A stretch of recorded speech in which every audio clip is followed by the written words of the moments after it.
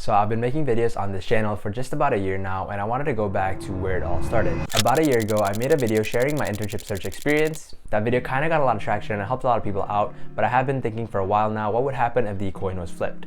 So if I didn't get an internship offer, here's exactly what I would do. The first thing I would do is reflect. I would spend a good amount of time going through my applications and resumes to try and identify the problem. From my experience, most people either don't apply to enough jobs, don't understand how the ATS works, or just don't have sufficient experience altogether. These days, it takes about 300 plus applications for you to even gain some traction. I know 300 might seem a lot, but in the span of 3 months, that's 3 to 5 applications a day. And if you use tools like LinkedIn's Easy Apply, that could literally be done in seconds, although I don't recommend it. I've personally found a lot of bias with LinkedIn's Easy Apply, so I rather just apply on the company's job board or website directly. I think the concept encourages laziness altogether, and you might just find a lot of competition because it's so easy to just apply for that job. You might not actually fit the requirements, so a lot of people might just fill out their applications and apply to that job, which means more competition for you. Also, I think they tend to prioritize LinkedIn Premium members, and if I remember correctly, there's a ranking system for top jobs, so that can also introduce some bias. Please don't quote me on this and do your own due diligence, but I personally think if you take some time and put in the effort to apply on the company's job board directly, you might find your chances of landing a job or even getting a callback much higher. Yes, it might take a little bit more time for you to fill out these applications, but there are a ton of tools out there that can help you. I personally use a combination of a couple tools, and these days I think I mainly use a combination of Google's autofill feature and also Simplify Jobs. For those of you who don't know, Simplify Jobs is a website created by I think Stanford dropouts who dropped out to help people like you and me, job seekers, get through the application process much more swiftly and easily without much friction. So yeah, check that tool out. It's not sponsoring this video, but I just think it's a great tool altogether. It essentially makes the entire application process much more seamless because it has integrations with stuff like Workday, but there's definitely still a couple kinks. So yeah, definitely still pay attention and put in your personal touch when you're filling out these applications. The next big issue I want to talk about is understanding the ATS. ATS stands for Applicant Tracking System, and it's a system that almost every company uses to track their job applicants. I've talked about this at length in some of my previous videos, but essentially how it works is each job posting has an ideal candidate profile,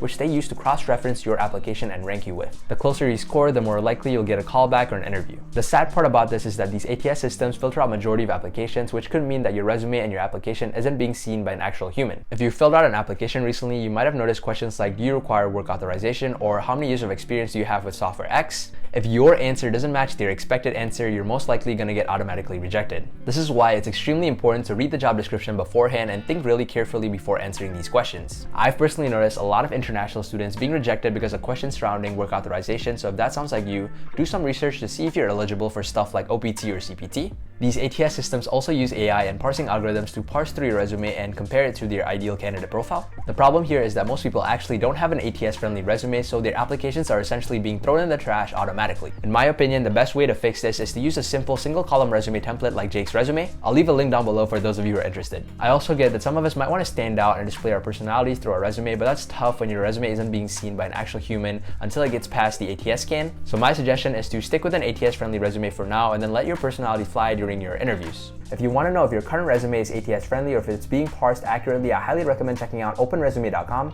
It's an open source free resource that you can use to build an ATS friendly resume or even look and understand how your current resume is being parsed. When I was first getting started, I noticed that my resume was being parsed in such a way where my education section was not being read at all. This sucks because I was getting a lot of automatic rejections and being filtered out from job postings that I thought I was qualified for. So if that sounds like you, I highly recommend checking that resource out. Now, even if your resume is ATS friendly and being parsed correctly, you still need to make sure the content within your resume is good enough or close enough to the ideal candidate profile so that you can get a callback. Not many people know this, but the secret here is that the ideal candidate profile is built based on the job description. The applicant tracking system utilizes the job description provided by the hiring manager to build an ideal candidate profile, so the closer you are to that job description, the better your chances of getting selected. If you actually skim through the job description, you might notice sections like required skills, years of experience, responsibilities, etc. The more of these bullet points that you put on your resume or show in your resume, the closer you will rank to the ideal candidate, which will make your chances of getting a callback significantly higher. There's two aspects to this: the actual resume content and the way that it's being displayed. For example, if the job description lists out experience with APIs as a requirement, you could write on your resume that you have experience with APIs and webhooks, or you could write something like build RESTful APIs that serve data to the front end based on dynamic user inputs that can handle over 500,000 concurrent users. Or maybe instead of listing out that you built predictive models, you could write that you deployed machine learning systems that predicted hardware malfunctions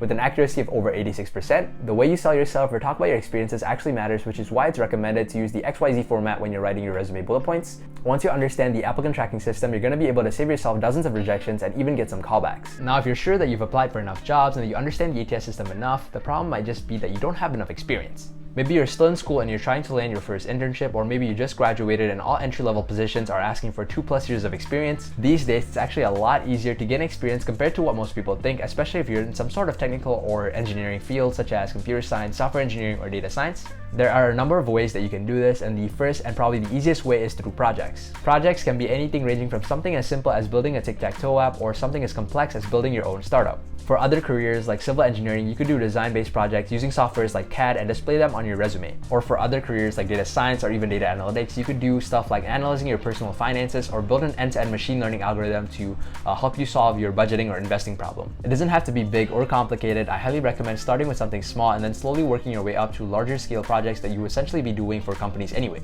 With projects, you'll learn the typical workflows needed for the desired career, and also maybe the questions that you will need to ask or the troubleshooting techniques that you will need to learn to answer those questions. There's literally zero barrier to entry with this approach, and it's probably the easiest way to gain experience if you have none. The next way to gain relevant experience is by looking at unpaid roles such as internships or freelance gigs. I personally did an unpaid internship part-time and slapped that experience front and center on my resume, which personally helped me land a couple other high-paying offers. I know this can seem a little sketch or even demotivating, but if you take a step back and look at the bigger picture, this is a very small pill to swallow, especially if you're a student. Maybe you're in school and you're a sophomore or junior year and you have nothing to do this summer. At this stage, you have about 3 months of time that you could utilize to absorb as much experience from some company or organization. Taking on an unpaid internship part-time and spending about 20 hours a week on it is probably the best choice I made for my career. Another option, which I think is pretty good, is to reach out to your professors for any research opportunities or teaching positions. Chances are there's a class that you took which you like the professor, or maybe you did well in that class, where you can ask the professor or reach out to see if there's any research opportunities there, or maybe you can help them with office hours and help the other students in that class. Research, especially if you get your name on a publication that you worked on or helped out in,